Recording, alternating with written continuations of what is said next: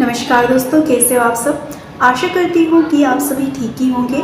मैं डॉक्टर शालिनी आले आप सभी का अपने चैनल में बहुत बहुत स्वागत करती हूँ। दोस्तों, यदि आपको या आपके अपनों को किसी को भी यदि स्मेल ना लेने की प्रॉब्लम है, यदि सूंघने की प्रॉब्लम है, वह स्मेल अच्छे से नहीं ले पाता है, उसे एनोस्मिया नाम की बीमारी हो गई है, तो ये वीडियो आपके लिए ही है और आप इस वीडियो को एंड तक ज़रूर देखिएगा ताकि आपको ये नॉलेज हो पाए कि एनोस्मिया यानी कि स्मेल ना लेने वाली समस्या क्या होती है। तो बने रहिएगा इस वीडियो में मेरे साथ अंत तक। तो अब हम इस वीडियो को स्टार्ट करते हैं। सबसे पहले हम जान लेते हैं कि एनोस्मिया होता क्या है। एनोस्मिया मतलब कि स्मेल ना ले पाना, सूंघ नहीं पाना, सूंघने की शक्तिहीन हो जाना, तो इसे कहते हैं एनोस्मिया। ये एक मिस्ट्री है और एनोस्मिया की कंडीशन पार्शियल भी हो सकती है या कंप्लीट लॉस ऑफ स्मेल भी हो सकता है या टेम्पररी कंडीशन भी हो सकती है या फिर परमानेंटली लॉस ऑफ स्मेल भी हो सकता है किसी व्यक्ति को।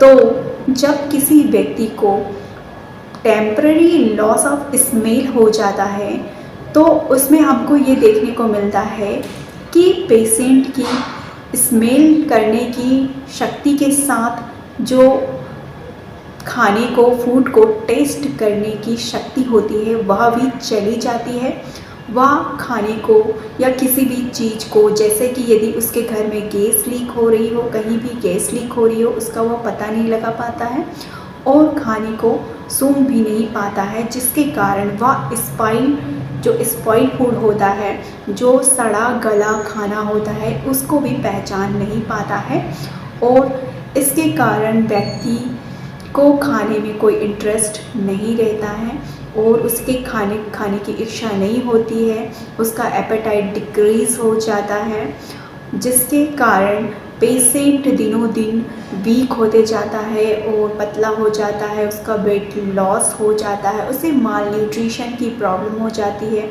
उसकी बॉडी में न्यूट्रिशन बहुत कम होते जाते हैं और व्यक्ति शक्तिहीन, वीक, बहुत कमज़ोर सा होने लग जाता है। एनोस्मिया के पेशेंट को आगे चल के माइल्ड डिप्रेशन से भी गुजरना पड़ सकता है और यदि जब किसी को टेम्पररी लॉस ऑफ स्मेल की समस्या हो जाती है तो यह समस्या कोई सीरियस नहीं होती है, या जब कोल्ड या फिर जो सर्दी जुकाम है, एलर्जी हो गई है, उसके कारण टेम्पररी लॉस ऑफ स्मेल हो जाता है। जब यह ठीक हो जाती है बीमारी सर्दी जुकाम की और एलर्जी की, तो अपने आप ही उसकी स्मेल फिर से वापस आ जाती है और वह एनोस्मिया की समस्या से निकल जाता है बाहर।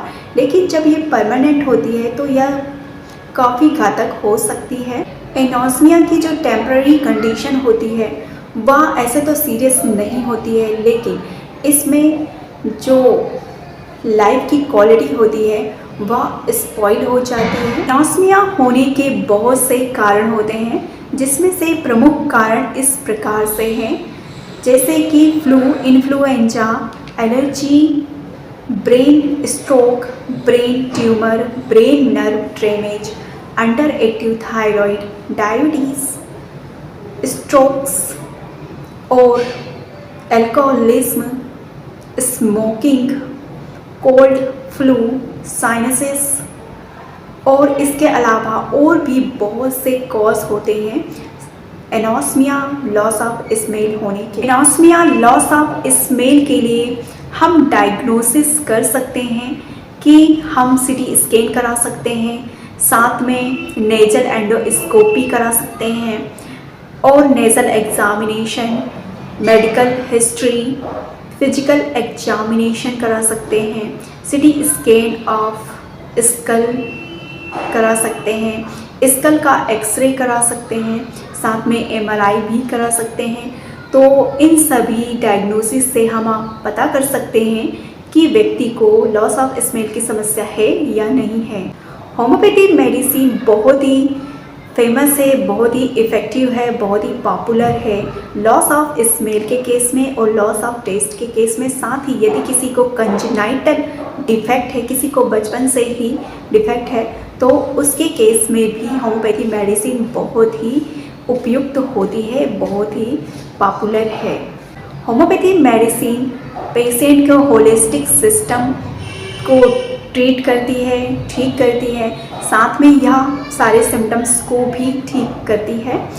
और यदि आपको loss of smell, taste of smell की या फिर कोई कंजेनाइटल डिफेक्ट की प्रॉब्लम है, तो आप किसी एजुकेटेड होम्योपैथी डॉक्टर से ही कंसल्ट कराइए और होम्योपैथी मेडिसिन को लीजिए। आज का वीडियो यही समाप्त होता है। आप सभी से मिलते हैं अपनी नेक्स्ट वीडियो में। तब तक के लिए धन्यवाद। अपना ख्याल रखिए। नमस्कार।